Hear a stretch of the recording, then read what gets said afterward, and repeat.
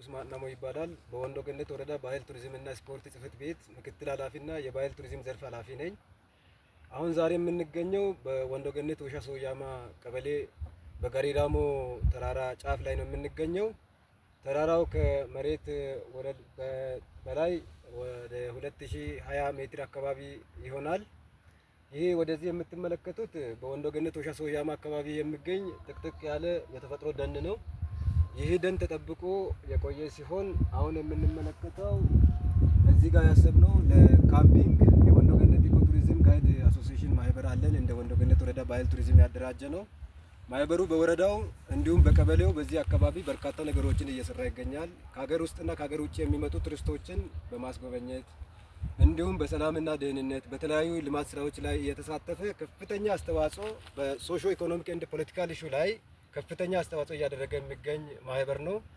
የማህበሩ ልጆች ከወረዳው መንግስት እንዲሁም ከክልሉ ባህል ቱሪዝም ስፖርት ቢሮ ጋር ተባብረን እንደ ክልላችን የተዋቀረው አዲስ የቱሪዝም ኢኒሼቲቭ መነሻ በማድረግ በአሸዋ ቱሪዝምም አደራጅተናል። እዚህ ጋር ደግሞ ጫፍ ላይ ለካምፒንግ እና እንዲሁም ለማውንቴን ሃይኪንግ ለትሬኪንግም ጭምር ለመጠቀም አስበናል። ከማህበሩ ጋር በመተባበር እዚህ ስፍራ ነው የምንገኘው። ጥቅሙ ምንድነው?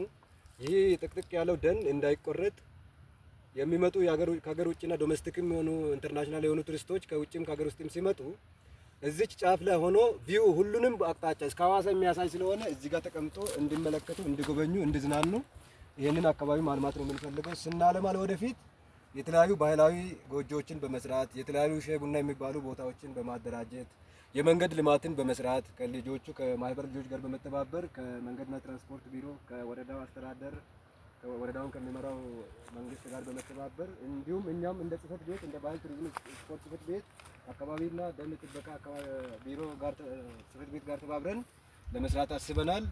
ስንሰራ ግን ይህንን ብቻ ሳይሆን ለወደፊት ይህ ቦታ መልማት አለበት። እንደምንመለከተው ደኑ ለትላልቅ ሎጆች ከኮይሻ በበለጠ ማልማት የሚቻልበት አካባቢ ስለሆነ ቢለማ በጣም ጥሩ ነው። ለዛ ደግሞ እኛ ቤንች ማርክ የመሆን ስራ እየሰራን ለልማት የሚመች አቅጣጫዎችን እያመቻቸን እንጠብቃለን።